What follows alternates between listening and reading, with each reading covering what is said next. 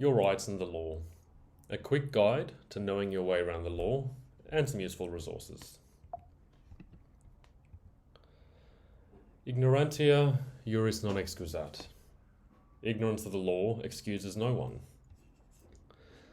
Therefore, we must remember that just because we don't know that a law exists, and ignorance as to that law is not going to get us off the hook.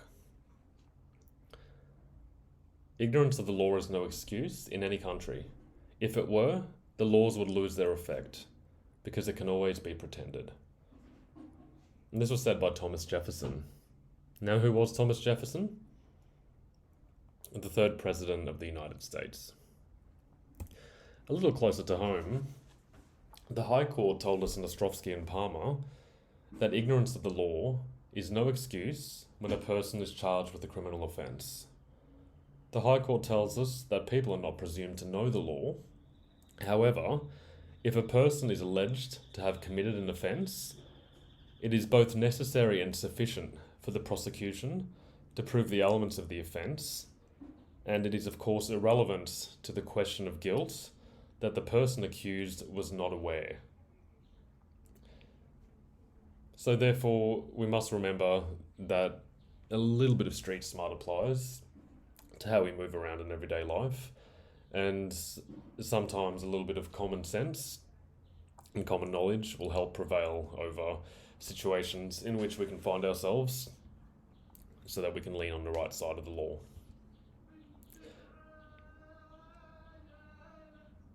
Who am I? I'm Kaleb Oxley. I'm a graduating student at law and a third year aviation and student pilot. One of my favourite quotes is that you become responsible for what you have tamed. And this comes from Antoine de Saint-Exupéry, who was a French poet, writer, aristocrat, journalist, and pioneering aviator. So, learning is a journey that we experience our whole lives, and it's important to realise the things we learn we have for life, and they're ours. No one can take those away. Learning can at times be challenging, but it does make us stronger as people. And when we learn about useful things in life, or things that we are interested in, it can indeed help make life a lot easier. So a heads up that I'm not yet, at the time of recording this video, a lawyer or legal practitioner.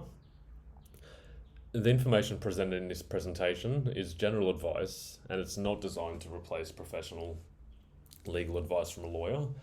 Instead, it's designed to help you understand and learn about what you should do in certain situations you might face, and give you a couple of handy resources that you can use in order to be able to navigate your way around a little bit and actually get to know a little bit more about the laws that can help you move around in everyday life a little bit more hassle-free. Plus, there is a number of free legal services in Victoria you can contact, which I'm going to present to you both here on the left-hand side and in the following slide.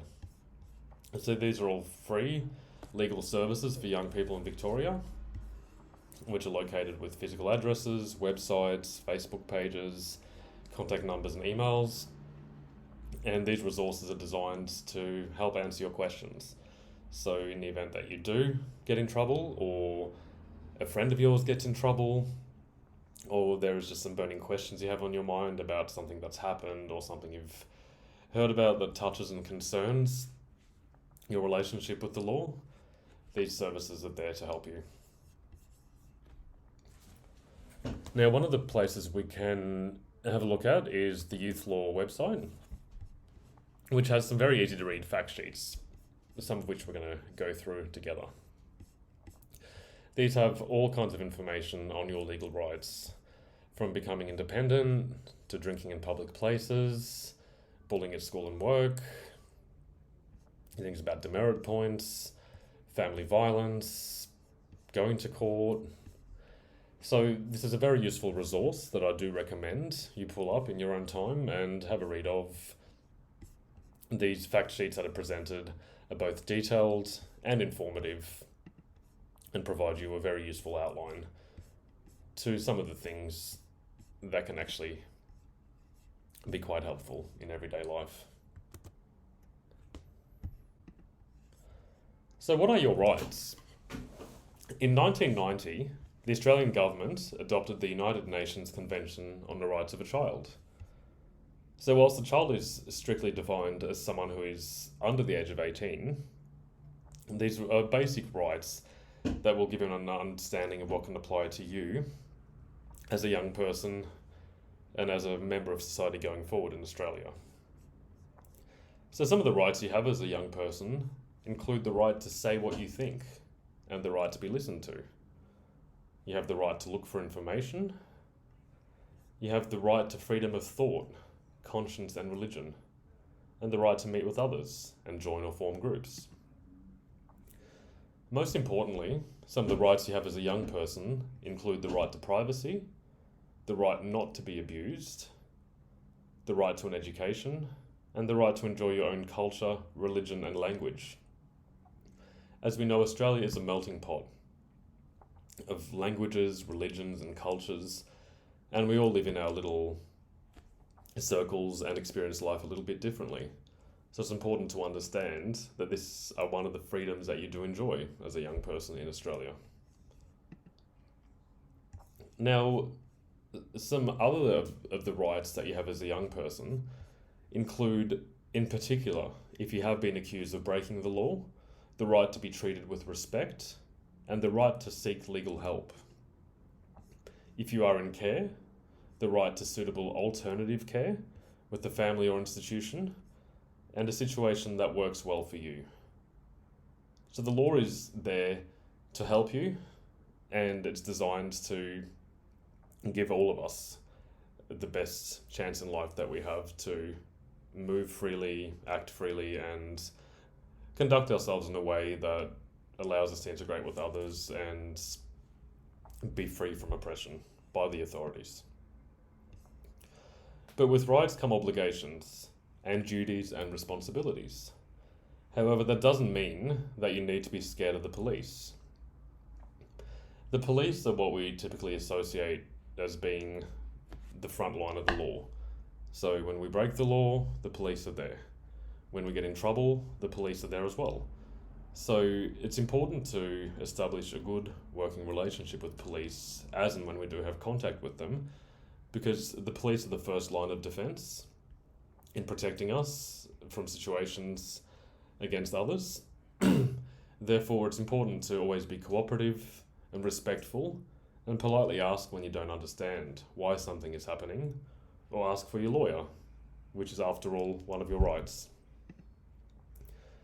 The police are there to help protect and enforce the law, but we need to remember they have a zero tolerance approach to being threatened and perceiving violence and aggression. So if you ever end up in a situation that's a little bit tough, just be smart and polite and don't make a bad situation worse. If you make a mistake and break the law, start with apologizing and ask for a warning.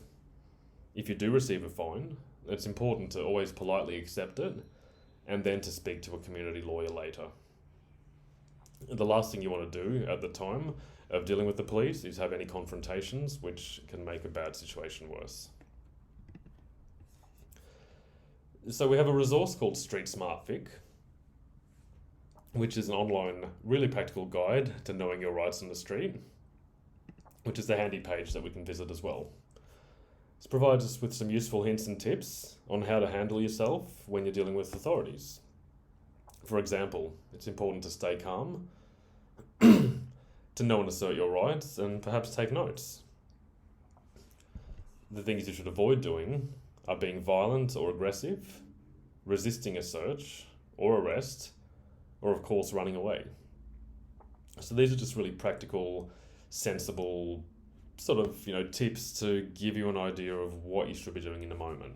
When we get caught up in the heat of the moment, it does become quite challenging, and it's easy to sort of lose our cool, and a very simple situation can escalate because of bad language or engaging in some emotional risk-taking behavior that wouldn't have occurred but for the situation having heated up a little bit.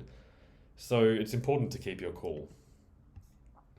After an incident, on the other hand, has taken place, you can remember to do things such as getting legal advice, getting support from friends, family or youth services, using some of the resources that were presented, and always be proactive with fines, court dates. Ignoring the situation is not going to make it go away. And even if you can't pay a fine, you can't make it to court, it's important to be on the front foot and communicate. Ring Fines Victoria, ring the community lawyer to let them know that you can't turn up to court, and this is going to be a far more favourable outcome for you than simply ignoring something, because the reality is that our responsibilities don't go away, and as young adults we need to be accountable for our actions and stay on the front foot. Don't ever give up or feel powerless, because there are people that can help you, and the community legal centres and resources are there in order to guide you through these situations. So something that comes up often in conversation is whether it's okay to swear in public. So, strictly speaking, according to Section 17 of the Summary Offences Act in Victoria, it is an offence to swear in public. So it's important to remember that sometimes the simplest things can get us in trouble.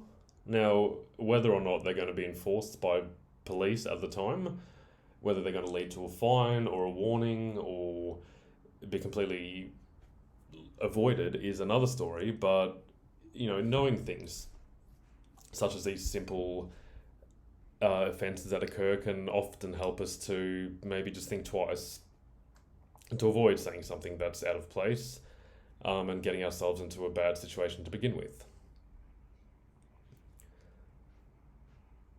So a few of the links here again that we can follow to have a look at, which are provided by Legal Aid in Victoria, give us a little bit of an insight into behaviour in public that is against the law. So we understand that laws about behaviour in public are mostly concerned with keeping order or keeping the peace. And penalties for offences can range from fines to jail sentences, depending on how serious the offence is. So the laws about behaviour in public can relate to things like graffiti, behaving in an offensive way, being drunk in a public place, or even something as simple as disorderly conduct or littering. So I do recommend that you do take time to have a look at this resource provided by Legal Aid and familiarise yourself with what you can and can't do. And a lot of these things may be self-explanatory, but sometimes just being more aware will really help you get on the front foot and understand some of your positions. There's also a couple of articles here which you can take a look at, which provide some further conversation about how people behave in public, and swearing is nothing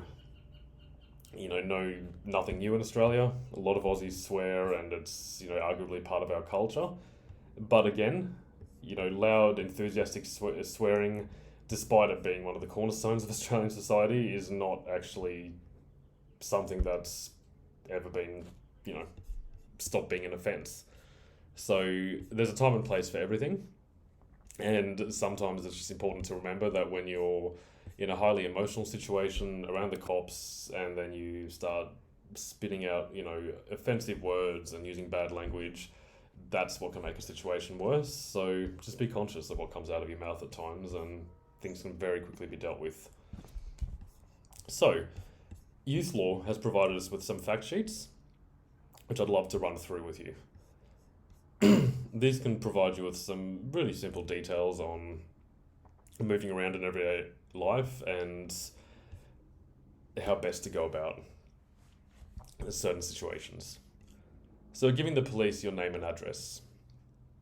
Do the police have the power to ask you for your name and address? Yes, if they have reasonable grounds to believe you've either committed a crime or you're about to commit one.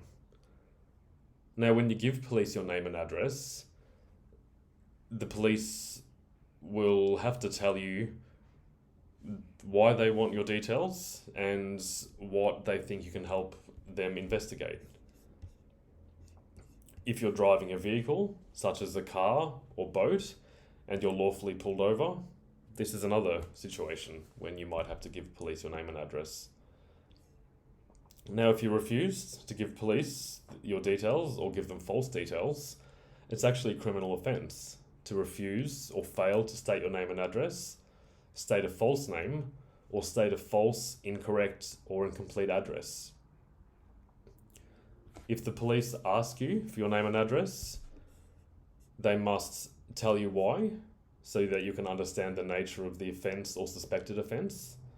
They must tell you their name, rank, and station if you ask them, and put these details in writing for you if you ask them. It's actually an offence for a police officer who asks for your name and address to refuse to give you their details as well. So it's important for you to know that while you have to hand over your details, the police have got some obligations to also provide you with theirs. So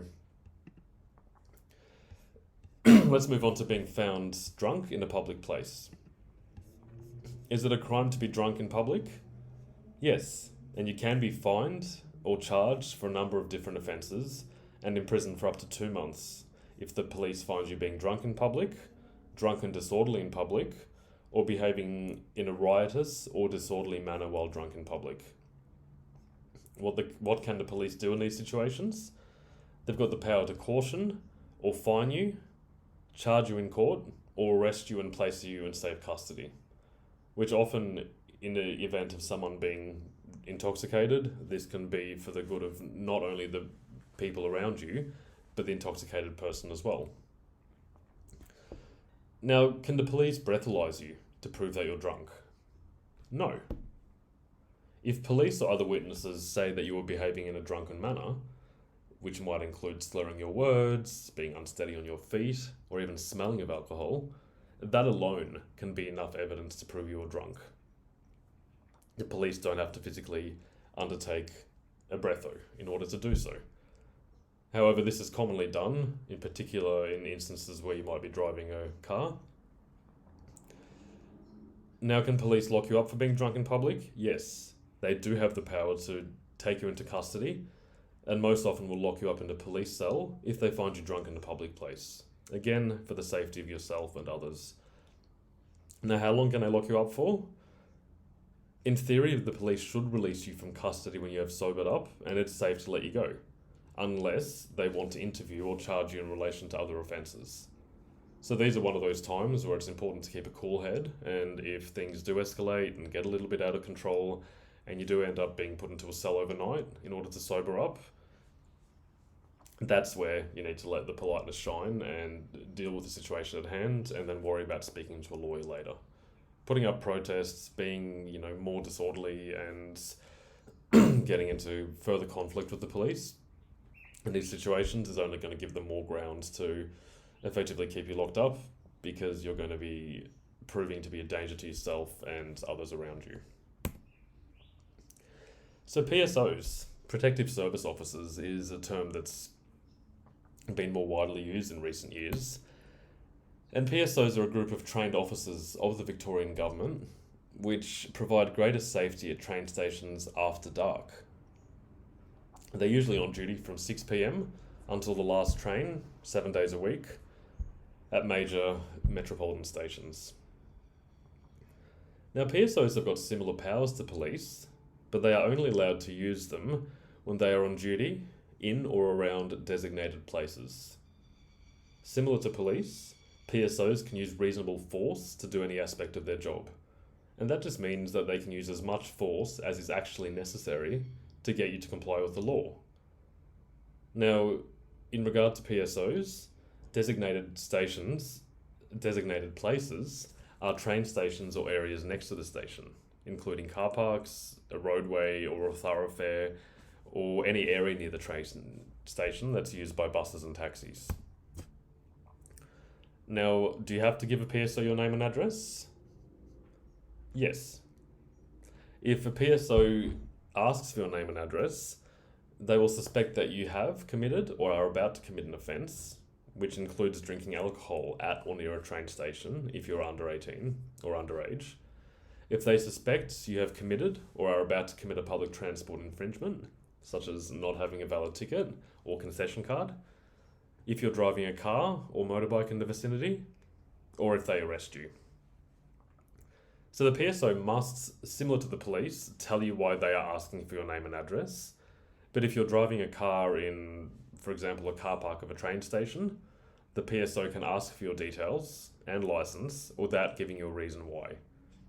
That's again because you are within a designated place, which is in the vicinity of a train station, which is where PSOs get their powers from. Similar to a police station, you've also got the right, police officer, you've also got the right to ask a PSO his or her name, rank and place of duty, or see some identification if they're not in uniform, and they must write this information down if you request it.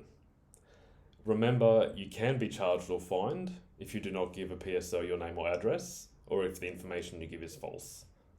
So it's always important to stay on the right side of the law and just be truthful and honest, and deal with situations later on by speaking to a community lawyer. Now, can you be arrested by a PSO? A PSO does have the power to arrest you if there is a warrant for your arrest, or if they suspect that you're about to commit an offence, if you refuse to tell them your name and address, if you're drinking near a train station, or even if they suspect that you may have breached bail conditions. So if a PSO does arrest you, they actually need to hand you over to the police as soon as possible. And if you are arrested and are under the age of 18, it is a good idea to tell the PSO your age, as there may be special legal protections that you will be entitled to. Remember that there is a different set of rules that applies to persons that are under 18 and those that are over. As under 18, you're deemed a child or young adult, whereas over the age of 18, you do reach majority, and there's a different set of rules that applies. So if you are underage, there will be special circumstances that you will be entitled to. Therefore, it's always important to tell the police or the PSO if you're underage at the time. Now, can a PSO apprehend and detain? What does being apprehended mean? It means that you are being detained or held against your will and you're not free to go. Now, PSOs can do this in situations where you might be found to be carrying a restricted item, such as a weapon, if you appear to be under the age of 18 and there's reasonable grounds to suspect that you have inhaled some kind of substances or may cause harm to yourself or others, or if you appear to be suffering from a mental illness and there's reasonable grounds to suspect that you have attempted or will attempt to harm yourself and others.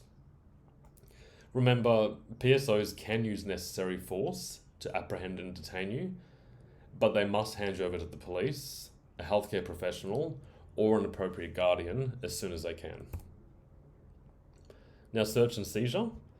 A PSO can search your bags and your vehicle and anything you're carrying for alcohol if you're under 18, any graffiti implements, substances such as glues, paints, petrols, weapons, and this includes imitation weapons, or anything that can be used as a weapon, illegal drugs and explosives. Now remember that if a PSO finds any of these items in your possession when you're at a train station or sitting at a station car park, or even if you're on a train or tram, they may seize the items and apprehend you. A PSO does not need a warrant, and in some cases does not need reasonable grounds for suspicion to be able to search you. So if they might suspect that you are intoxicated or you appear underage because you're in your school uniform and you might be, carrying something on you, then the PSO has got every right to come up to you and ask you to have a look in your school bag, or the bag you're carrying. If you're walking away from a known graffiti spot and the PSO suspects that you might have been involved in graffitiing train station walls, they've also got the right to ask you to have a look in your bag. So it's important in these situations to cooperate and treat the PSOs in the exact same manner as you would treat a police officer. Be courteous, be respectful.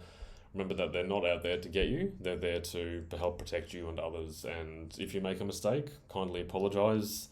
Step away from the situation, ask for a warning. If nothing comes to pass, ask for a fine. or then later on, worst case scenario, accept any fine that you might be given, anything that's confiscated. Don't put up a fight. It's not the place or time. There'll be the opportunity for you to explain yourself to a police officer or to the court if it gets to that after you speak to a lawyer later on. Now, if you're under the age of 14, a PSO is not actually allowed to search you. However, if you're between the ages of 14 and 17, an officer of the same sex can search your bags and ask you to remove only your outer layers of clothes, such as jackets, and give you a pat-down search. A PSO cannot do a strip search. Before you get searched, you must be told why they are searching, what their identifying details are, and show their identification if they're not in uniform. Remember to ask always to be provided with a written copy of the search if you have been searched, and any identifying details of the PSO or a police officer every time something like this happens, because this is going to be very important to being able to establish later on what's happened when you speak to a lawyer or when you're facing further consequences down the track. Don't forget, you can be fined or charged if you refuse to be searched, and if you resist the search, a PSO can use reasonable force to search you. We keep coming back to this term reasonable force.